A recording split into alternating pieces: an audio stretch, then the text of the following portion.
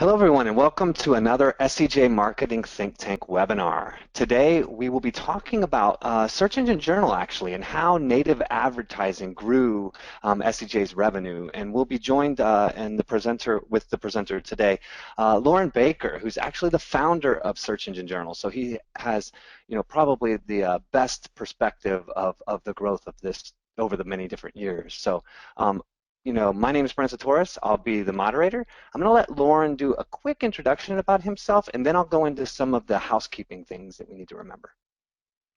Sure. Thanks, Brent.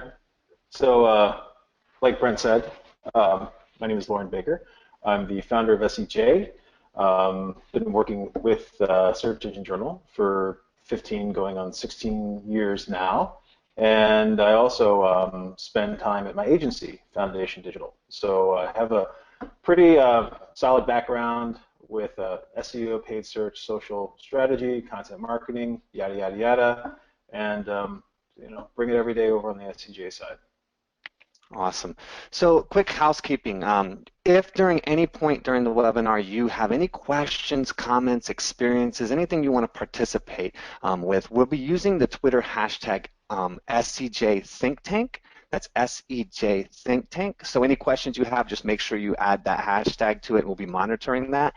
You can also use the question box within the webinar system itself to ask any questions or make any comments. We'll have two polls, one near the beginning and one towards the end. This is going to be your opportunity to participate a little bit, to give us a little bit of feedback and kind of let us know, your experiences with the topic at hand. We'll do our best throughout the webinar to link any resources or tools. Anything that's mentioned that we might have used or that might be resourceful to you, we'll try to grab those and throw those into the chat box, and we'll also make sure that we get them out on Twitter. But if we forget something, or if we don't get something there, if you have a question for a resource, just let us know and we'll make sure we'll get it in there. After the webinar, we would highly request that you stick around for just a couple minutes. There's always a short survey, and we really take a lot of time to look at the responses from the survey, and it helps us to make these webinars better every single time. So if you can give us a couple minutes, we'd love it if you could stick around and fill that out. Lastly, the entire webinar is being recorded, and it will be made available to you in a recap post. We'll try to make sure we get the resources in there. We'll try to make sure we have all the discussion points as well as the video of the webinar itself. So without any further delay, let's dive into learning about native advertising and how it grew SEJ's revenue. Great. Thanks again, Brent. So let's get started. First, before we dive into the presentation, I want to do a quick poll to find out basically what % of your current ad revenue comes from traditional banners. So we can go ahead and launch that, and then if all the attendees could take the time to answer, that'd be fantastic. And it looks like it's the options are 25%, 50%, 75%, and 100%. So what percentage of your ad revenue comes from traditional banners? This will be really interesting, actually. I think we'll give it a couple more seconds. Awesome. And then we'll go ahead and show the results. There we go. 25%. That's not a huge surprise to me, actually. Yeah, it's very cool. And it also shows that a lot of the attendees that are publishers on this webinar are not necessarily 100% dependent upon banners for revenue. So that's a very good thing. So once that goes ahead and gets closed, I will get rolling. Okay, great. So here's a quick little rundown about SEJ.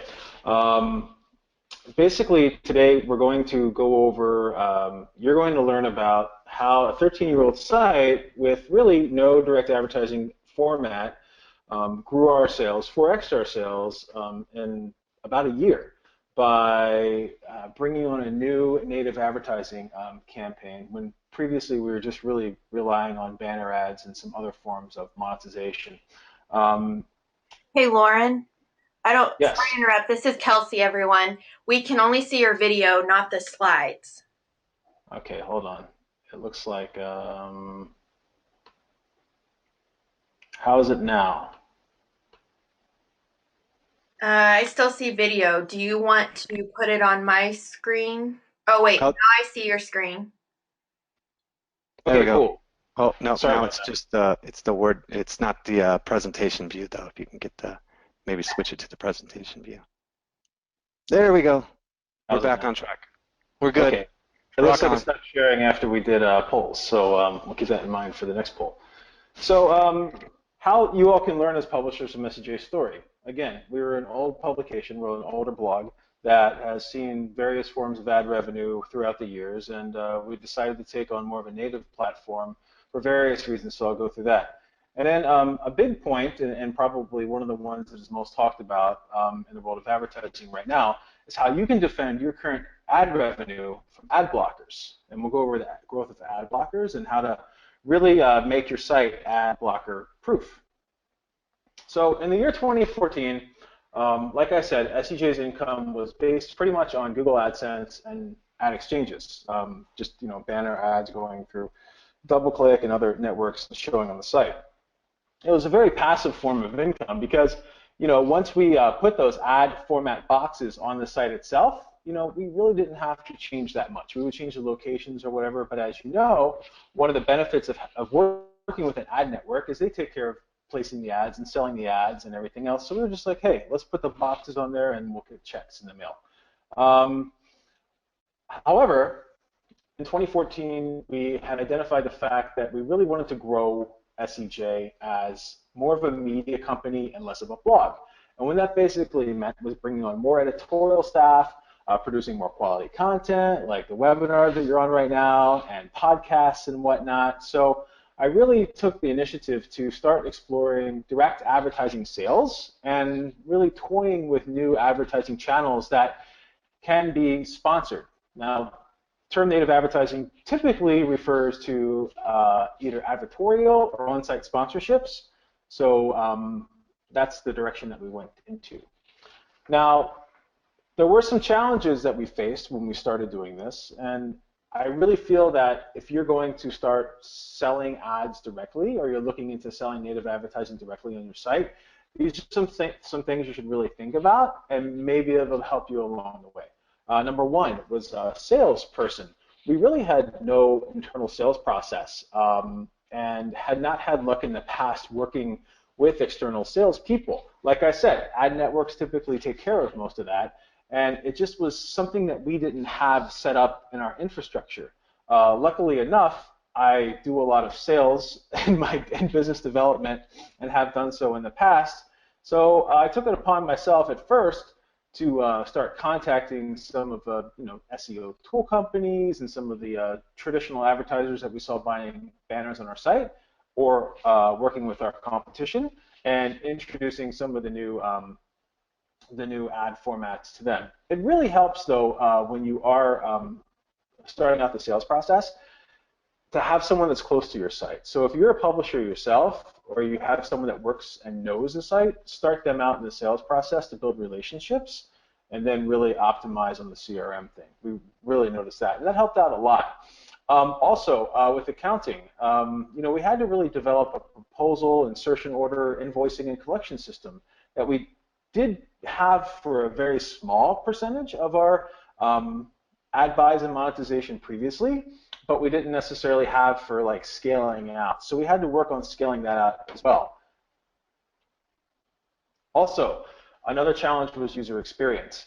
Native advertising is great and banner advertising is okay, but sometimes what I don't like to see, and I see a lot of, are native ads or banner ads really diminishing the user experience on the site. And we'll get to some examples of that later on in the webinar, but really did not want to pollute the user experience when people are on SEJ with obtrusive advertising or email messages or slide-ins or whatever it may be, because first of all, it's an internet marketing blog, so people are more likely to complain when that happens.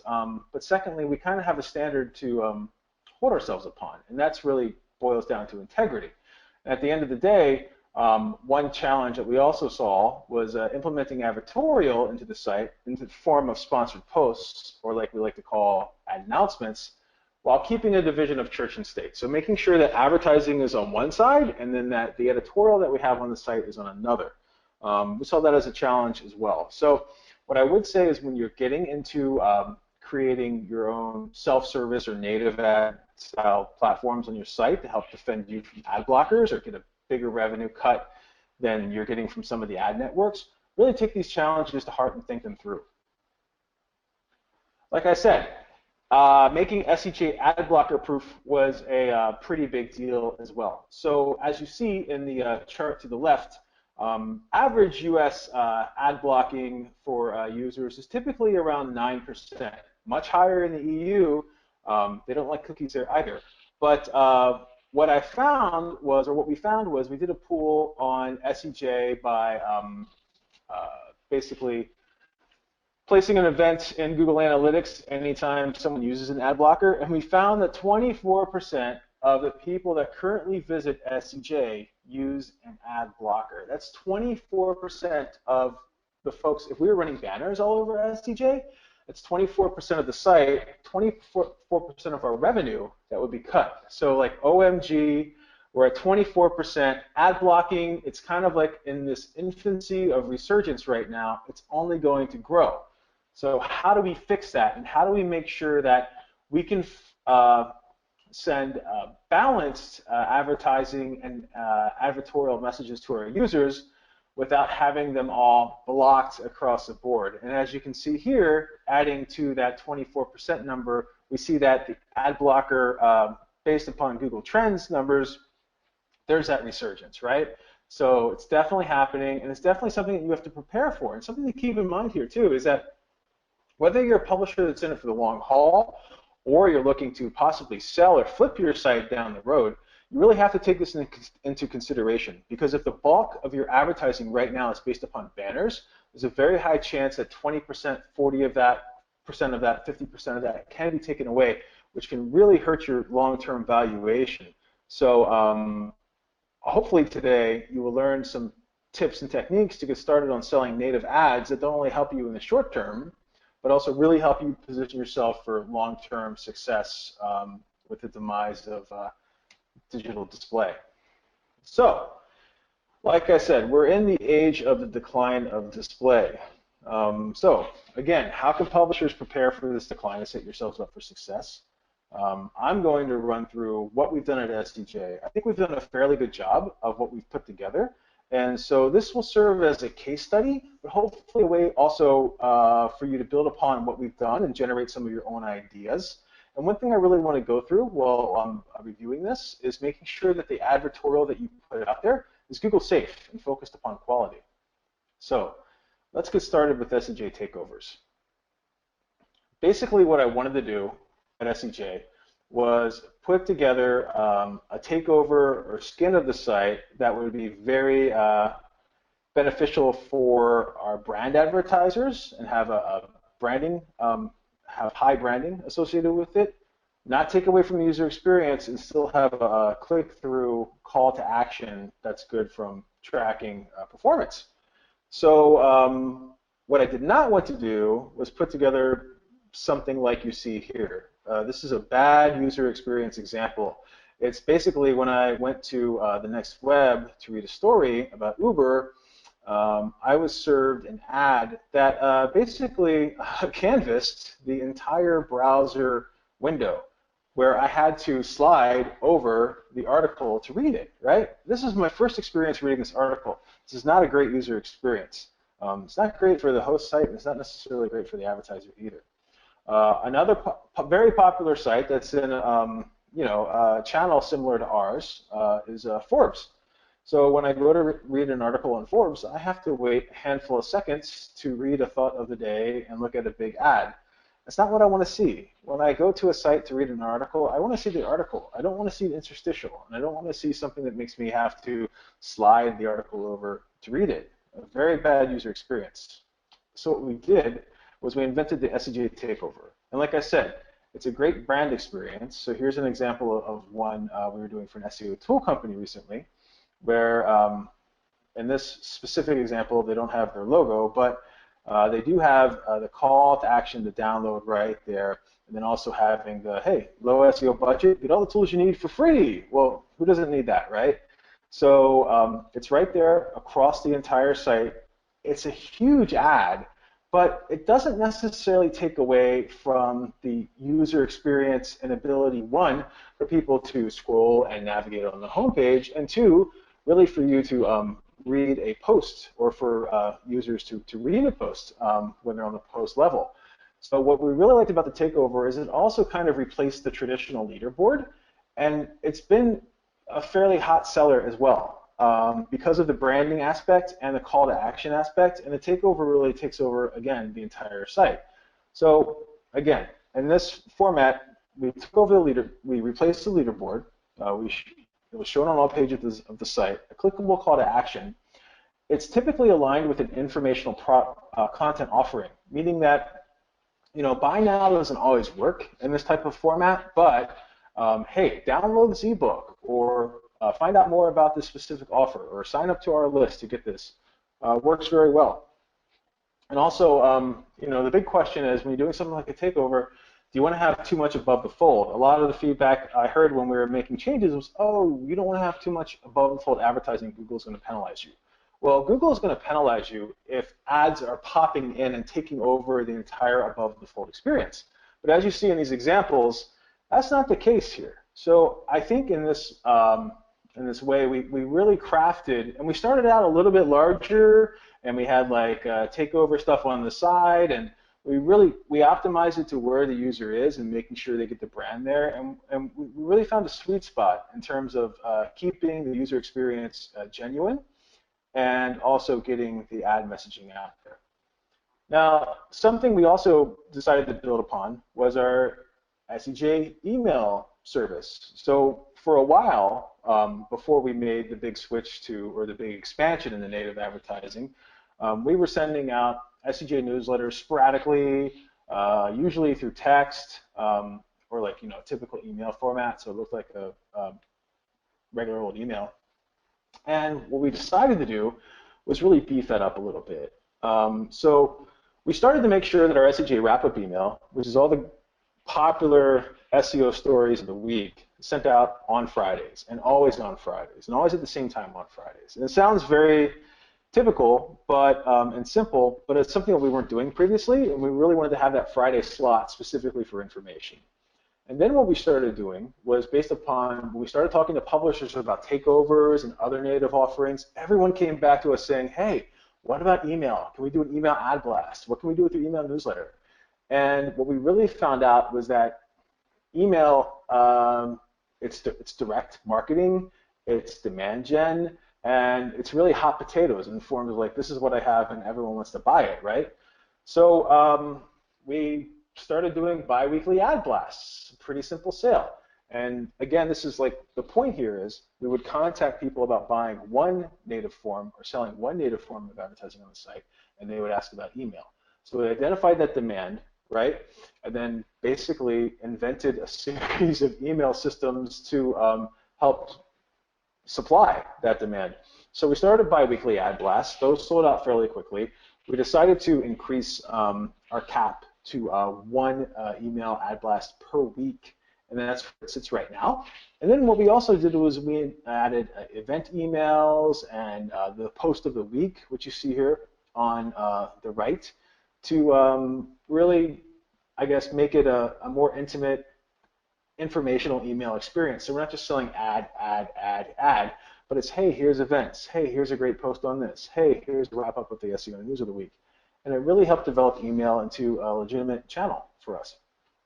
One thing I would recommend is that if you have an email newsletter list, that you really clean the list. So what I mean by that is that we work with Aweber, which is the solution we use for sending our newsletter, to basically clean and purge our list of people that don't open emails, people that may have moved, people that, of course, unsubscribed, but folks that aren't necessarily engaging, because our goal is to have the most engaging email list possible. And if you think about that, it sounds very much like you would have from a social media perspective. It's not just about the numbers of fans or the numbers of emails that get sent. It's about who opens and engages and the percentage of that, right?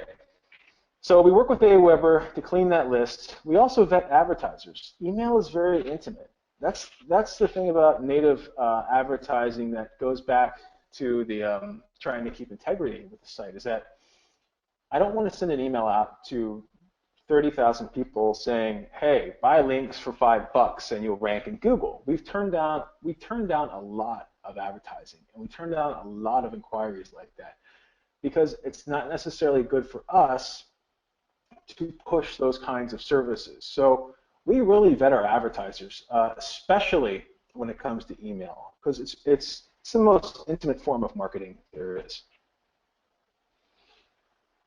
Speaking of more passive ways and maybe an easy entry into native advertising, another one of the first sponsorship forms that we use on the site is called a category sponsorship. So category sponsorships are basically at the top of each post, we have a sponsored message from the advertiser that sponsors that specific channel or category on SEJ. So in our case on SEJ, we have sponsors for the SEO category, the social media category, the paid search category. It all makes sense, right? In this example, Loren obviously sponsors paid search, SEO Power Suite sponsors SEO. So if you are maybe a pet site, you may be able to sell category sponsorships for people looking to only target dogs, or people to only target health or nutrition. And basically we sell the spot. It's low upkeep, so once we sell it, that's pretty much it. We update the message itself, update the text, and sometimes the link call to action, basically monthly or quarterly, and we sell them in 3, 6, and 12-month batches. And this is really an easy way to get started. You go out there, you push the spot, fill the spot, and just kind of let it sit and ride on its own. So you're not switching out things all the time. You're not editing new emails all the time and everything else. And the one tip I would say is that you will see that there's a link at the bottom of these. And this is not a followed SEO link. So I want to get that clear and out there. We follow these links, and we use tracking codes in these links and in our advertorials, because first of all, Google does not want you to sell natural links on your site. That can hurt you, and that can hurt the sponsor who purchases those links. And secondly, by utilizing a tracking code, we can also track clicks, and our advertiser can track conversions on their side too. So, anything that you're doing from a native advertising or sponsored content perspective, make sure that you follow your links. You don't want to get in trouble with the folks over at Google. Another thing we launched, and we launched a lot of stuff in the past year, so I'll go through a couple and then we'll get deeper into sponsored advertorial, is our SEJ Think Tank webinars, which obviously you all know about because you're on right now. Now, it was actually kind of interesting. Like I said with the email ad blast before, and some of the other forms of content, native advertising, once we started talking to prospective sponsors, sometimes they would bring up interest in a form of media that we didn't have, right? So this is a great story. We're at PubCon a year and a half ago, and talking to a sponsor about doing a takeover on the site, and they're like, yeah, takeover sounds good, but you know what really works for us? Webinars. And we're doing webinars all across the board. We're doing webinars on marketing sites, SEO sites with different partners. We're doing our own webinar, and if you guys launch a webinar, we'll sponsor it in no time. So we run back after PubCon, and we put together a webinar series, which you're on right now, SEJ Marketing Think Tank, right? We're a while in, it's been a year or so, I believe, almost a year. But right out of the gate, what this did was, one, it really opened up the world of lead gen and demand gen to us, because when you sign up for a webinar, that's if it's a sponsored webinar, typically the sponsor can interact with you, get poll information, everything else. And we already had the audience and the community and email. So when we thought about it, it was like, hey, webinars make so much sense because not only is it something that we can sell, but it also supports our site. It's a new form of content. It supports podcasting. It supports our conferences. And it's really a great way to put together cross-channel content, right? So here's just an example, and we'll do it on this webinar as well, of one I did earlier in the year about building links using content marketing and outreach. So we did the webinar, and then we recorded the webinar, and we put that on YouTube, and then transcribed the webinar and turned it into a blog post and placed it on SEJ. And as you see, the blog post itself has 5.6 K reads, so almost 6,000 reads to it, and a lot of shares. Now, I admit I'm pretty lazy when it comes to writing out blog posts and articles, but I will do a webinar or a podcast and talk about those subjects and then put it all together and turn it into a great guide. And that's kind of what we're doing right now. Like, we're doing this right at this moment. So it's pretty cool stuff. And if you think about it from a sponsorship perspective, this is an internal webinar at SEJ, right? And then our next webinar is going to be sponsored. So when the sponsors do it, when we send out an email, it announces that it's co-branded with the sponsor. When we do the webinar, we have the sponsor's logo on there, and typically the sponsor is presenting. When we do the wrap-up, it has all the sponsor information. So it's really integrated. It's really an integrated native advertorial approach while using media at the same time. And the great thing is the YouTube channel is fantastic because that video, that took no extra energy to put together than hitting the record button, which I hope Kelsey or Brent did when we started this. We can easily upload to YouTube seconds after we're all done. So it's like, wow, we're hitting content channels across the board, and when they're sponsored, it's a great plus for the sponsor, right? So what I would say is that, you know, if you have the team and if you have the engaged list and audience, look into webinars as well. And we use GoToWebinar for our webinar series. Now, the big focus, and this is probably going to be the most relevant for all of you that are on the webinar right now, is our sponsored advertorial, or ad announcements, which is our code word for them. You've also probably heard sponsored reviews or sponsored blog posts or whatever it may be. Ad announcements are something that we started on SEJ to kind of take a more native advertising approach, so to speak, for our sponsored content. As you see, here are some screenshots from a recent ad announcement that we did with Authority Labs, hat tip to Authority Labs, called Keyword Research in 2016. So on the post itself, first line, this post is sponsored by Authority Labs. You'll see that it's under the user SEJ ad announcements. And we really wanted to get it out there that this is sponsored content. This is not editorial from our editing team that's full of links to Authority Labs, because we feel it's much better to be transparent. And of course, with Google and the government, it's also much better to be transparent. So I would say to really check out some of our, we'll send a link to our announcement category so you can check out some examples. But we're labeling it as announcements, sponsored posts, sponsored content across the board. And you'll see here on the homepage, when the blogs come up, it's listed under the announcement and the sponsored post category. And what I like about announcements is they're very transparent sponsorships. People seem to really act upon them very well. We used to do sponsored reviews where we would go in and review a tool, but we found that that was not only time consuming, but it was kind of a tough sell. And then we had more and more people kind of emailing us asking for, hey, can we just let you know, can you just post something about a product launch? Or can you just post something about we're going to be at this conference? Or can you just post something about a sale that we're having? We're like, oh my gosh, this is perfect. You guys put together the content, send it to us. We'll make sure there's no typos, which usually happens. And then we'll post it on SEJ as an announcement. So we post it on SEJ, right? It goes out through our RSS. It's on the site forever. We share it via Facebook, Twitter, everything else. And the reason I'm bringing all of this up is that I've recently put together a native advertising program for some clients where they're doing the same thing.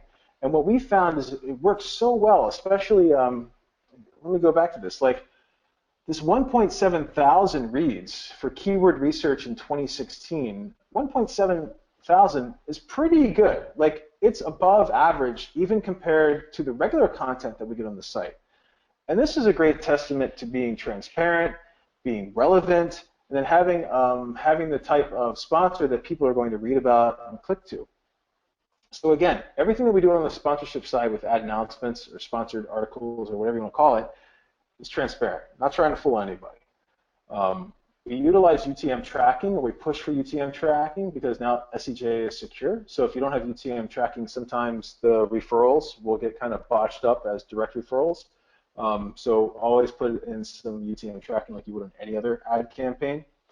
For us, it's a very instant sale, and it's a quick turnaround. It's a very easy sellable package. There's not much overhead needed to do this. With the webinar, you actually have to have someone sitting in front of the computer or the camera talking for an hour. Ad announcements, write it up, send it over, done. So we found this to be a pretty easy intro sale type thing, and probably one of the first steps you should take when you're putting together a native ad campaign or selling advertorial on your website.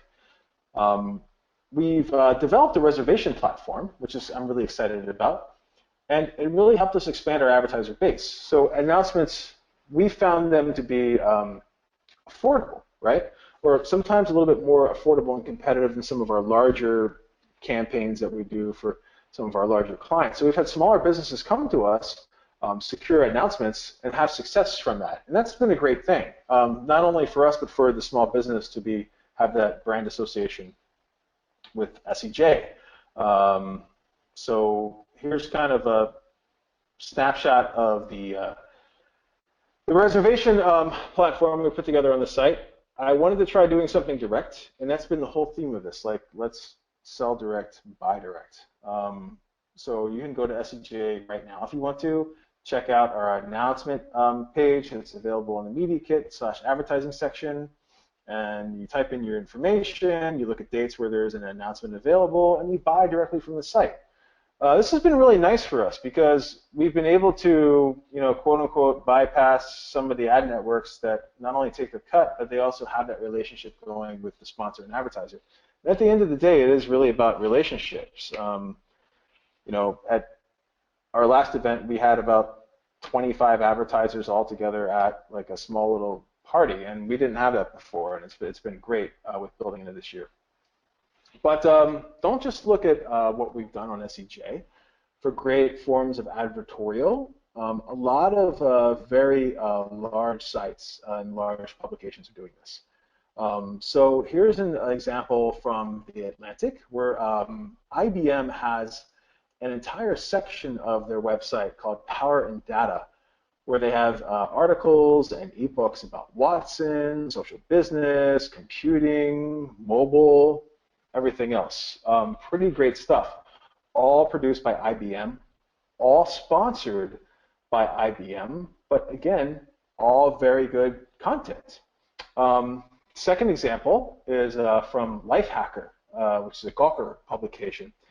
I thought this was really interesting because a lot of life hack stuff seems to be about optimizing small spaces.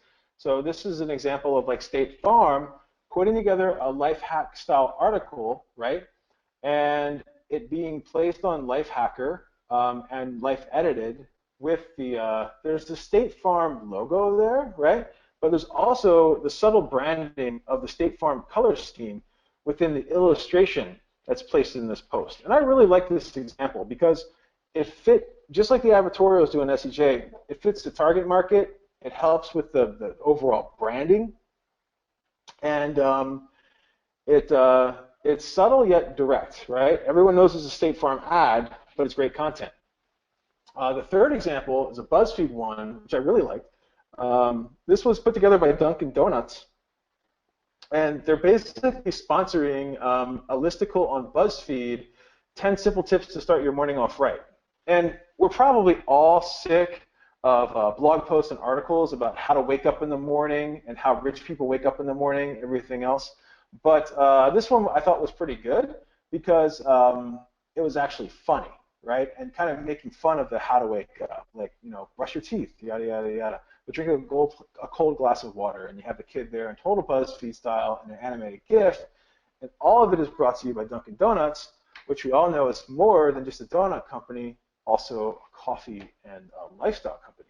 So again, even if you're not in the world of SEO or internet marketing for your publication, here are three examples of three very different publications that offer native advertising or slash advertorial advertising, and something you should be able to build upon in the great scheme of things. So if you are just getting started and you want to sell some native advertising on your website, or you want to go out and maybe you're on the other side and you're attending this webinar as an advertiser and you want to kind of test the waters, so to speak, here are 5 different marketplaces for native ads, which I thought were pretty interesting. So Isaiah, they've been around forever. They used to be paperpost.com, but they sell all kinds of sponsored content, and it's all above the grain in terms of quality and tracking links and everything else. So check out Isaiah.com. They're great.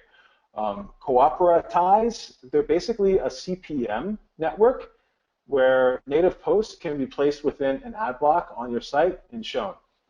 Stay Media, which by disclosure is a company that I advise, they have an ad technology where banner ads can have a call to action which later sends a message directly to a user's text or email address. And it's also a great way to build an email newsletter list. So that's one to check out.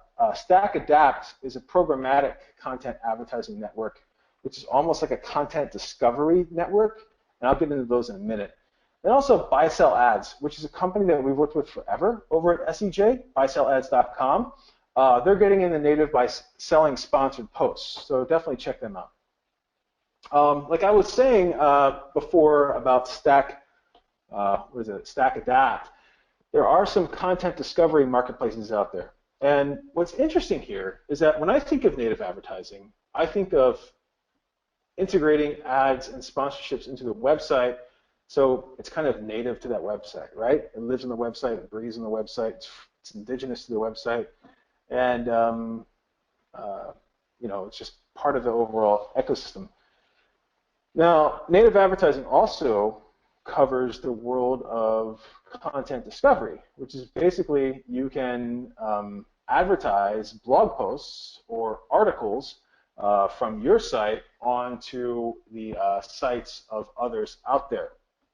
So here are 3 examples: Outbrain, Taboola, and Rev Content. They all pretty much do the same thing. And if you look around, you'll probably found about 100 companies that do the same thing, but these are more or less the top 3. We've all seen these ads, right? We're reading an article on ESPN, we're reading an article on Forbes, we're reading an article almost anywhere, and to the bottom and to the right are sponsored headlines, promoted stories, relevant stories from the web. Now, we've tested some of this in the past on Search Engine Journal, and what I would say is my biggest question mark with moving forward with this kind of advertising is relevancy. Case in point.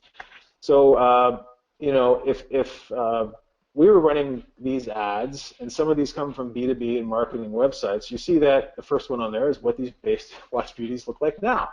No more Chick-fil-A.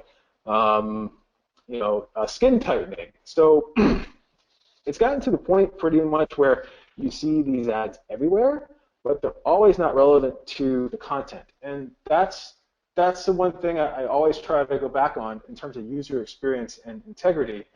Don't necessarily want like Baywatch beauty ads all over the bottom of an SEJ post. It doesn't help our users at the end of the day. I'm not really sure if it would help us at the end of the day. So it's something we haven't really explored yet.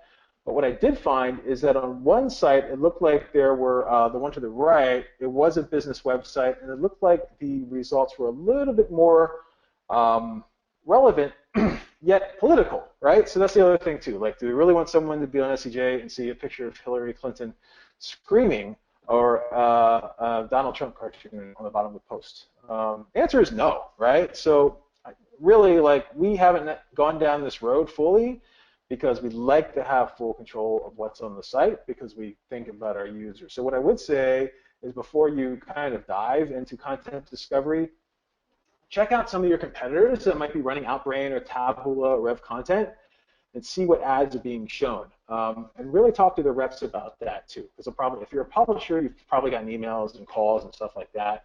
And really talk to them about the content relevancy perspective of what they bring to the table. So now we're going to launch our second poll. It's a fairly easy yes/no question. So second poll we're looking at is, have you tried native advertising on your website? I think that's, yeah, pretty simple. It's either yes or no, you have, or you have not tried native advertising. And we'll give this one a couple minutes, let people kind of answer. Getting a couple votes in. Come on, guys. Let's get some votes in. Let's go for 50. All right. There we go. Whoa. Wow, that's surprising, actually. That so many people would say no. Maybe it's because it's competitive. I'd be interested on a follow-up poll question if I could, as to why people say no. That's interesting. And this is really good to know too, because Your screen, by the way. Yeah. Same thing. After we're done with the webinar, we'll send out all the links that we've been sharing.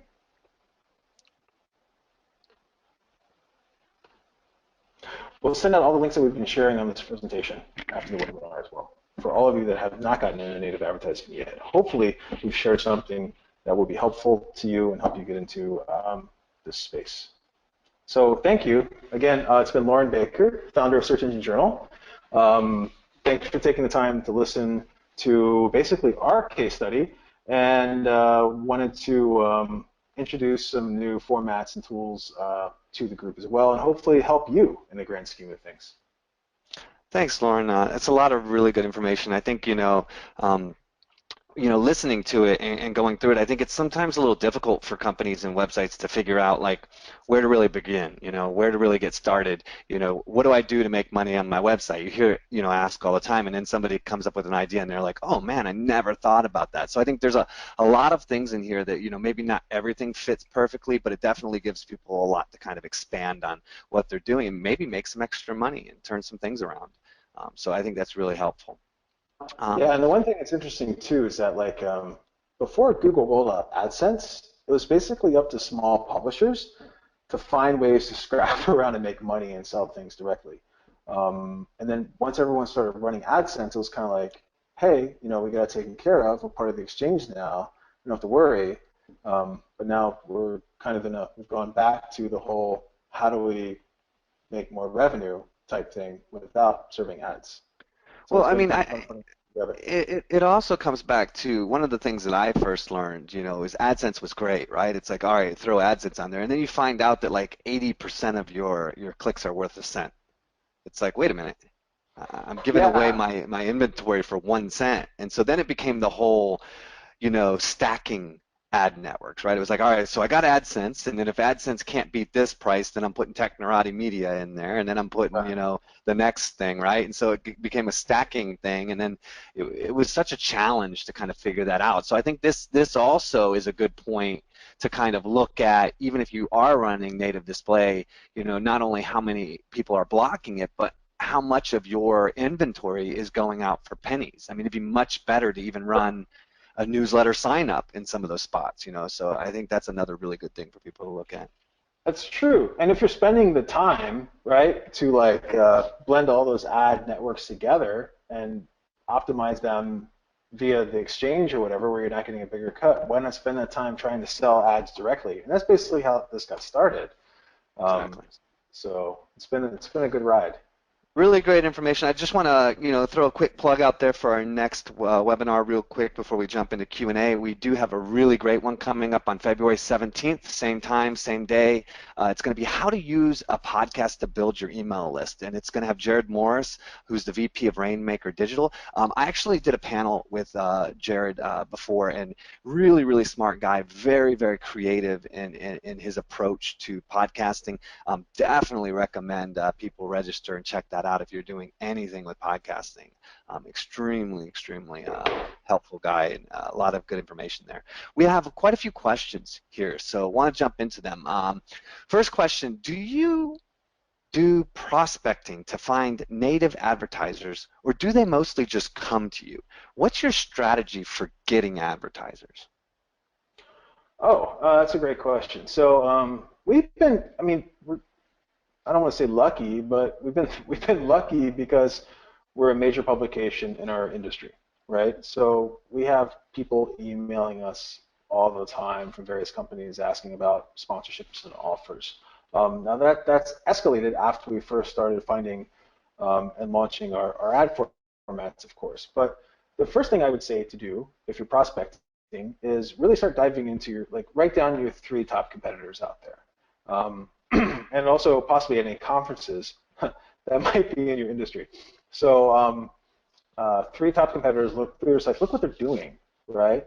And look how they're selling it along with who they're selling it to. Because not only is this a question of who's out there to pitch your ads to, but what works. And in our case, you know, we're a online marketing blog / search marketing blog / SEO blog / social media. So we looked at a range of different sites, even outside of what we would consider to be our, you know, competitive group in the world of search blogs. And I mean that in a friendly competition or whatever. But so we looked at different social media sites. We looked at what TechCrunch is doing. We even looked at like what HuffPo and some others were doing to put together some ideas of what to do, and also see the types of companies that were advertising. So for example, if we saw that Adobe was buying like category sponsorships or webinar or white paper sponsorships, even on a social media site for one of their social media platforms, chances would be that they would also be interested in doing so for their analytics or SEO or paid search management platform. So yeah, definitely check out your company. One of the things that really works well is identifying, hey, you know, our competitors running, you know, Adobe, who's a competitor to Adobe? Like, Exactly. who can I go and say, look, you know, I've noticed that, you know, some of your competitors are advertising in this space. We have a very similar audience. Maybe you'd be interested in advertising with us. Great way of getting people to kind of identify the need to advertise, which is sometimes important. Exactly. And another thing I would say too is that when we did start, I guess, not really cold pitching, because I know both of us have been around this industry forever, so we typically know everyone. We started approaching our friends or companies that, you know, people we knew the founders or whatever of. Most of them are really happy to hear about it. They're like, oh man, you guys are doing this at SEJ? You guys are doing email now? It's awesome. You guys are doing webinars? Yeah, let's try it out. And there's really been a very positive response, because at the same time, right, like ad blockers and everything are taking away the ability for some of these companies to do their sponsorships too, and their marketing, and they've kind of shifted budget over to lead gen and demand gen, where they can sponsor a webinar, interact with the attendees, get a lead list, and then follow up accordingly. So it's been really exciting. It helps a lot when you're doing some of your testing and you're getting advertisers and you're pitching people. It helps a lot to figure out what actually works on your site. I think a lot of sites out there really focus on what they can sell and not what really works for the advertiser. I mean, I don't think you really spoke much to this, but one of the things that we really focused on over the years was what's a real value for our advertisers and how do we make it more valuable for them, so that once we got the first deal, we would get the re-signs, and re-signs have been huge for us. I mean, the fact that we're able to provide a value that people want to come back over and over and over again, if you can create that same thing, then you can really find it much easier to kind of maintain a consistent level of revenue. Yes. And another thing I would say before we get into our next question is treat your advertiser as your customer or your client, right? So it's not just, hey, here's the IO, buy the ad space, oh, you paid for this, oh, you didn't like what you got, sorry, see you later. It's more so, how can we serve you? How can we bring you that value? How can we make things better? Like, customer service goes a long way in almost any industry. So, yeah, work on that. My site is small and mostly has just AdSense. Is growing my traffic my first priority before trying to sell native ads? I think that depends on how small. If your site is tiny, whiny, and you have AdSense running on it, you're probably not going to generate that much revenue anyway. But a small site could be an incredibly important site based upon the industry that you're in. So if you're in something like, if you're a blog about plastics fabrication, or if you're a blog about, I don't know, designer hubcaps or whatever, or I guess rims, that you may not have huge traffic, but you may have a very loyal reader base that only visits your site, I don't know, 50, 100 times a day. So even if you're not that high on the traffic side, I would say if you know that your reader base or your audience is incredibly loyal and loyal to a specific product, then look for some of the advertisers that are advertising again on your competitors or whatnot, or via the ad exchanges, and try to sell them something direct. I've seen sponsored takeovers on some pretty small sites in the past, and it's not exactly a question of numbers, but the quality of those numbers, and The other always thing be that, growing traffic. yeah, I mean, the other thing that I think people really have to be careful with is perception, right? I mean, when you are running a smaller site, your goal should be growing your site, getting a follower base, and so forth.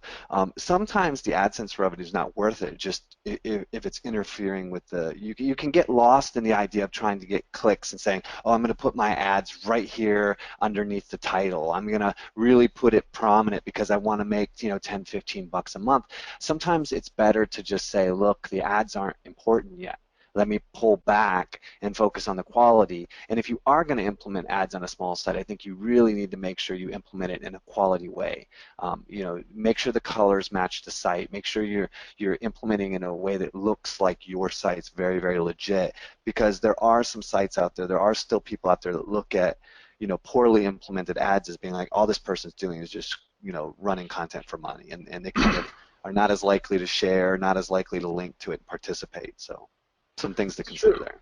And ads don't always have to be pictures, right? Or so, for example, there are a lot of companies out there that their goal may be to position their CEO or their CMO as a thought leader in their industry. So maybe that's an opportunity to sell sponsored posts where that advertiser is having people from their company contribute advertorial to your site, and it's something that people can read. So there's a lot more opportunities that just like takeovers or sponsored or whatever on your site. That's why I really think like sponsored posts are one of the first places to start.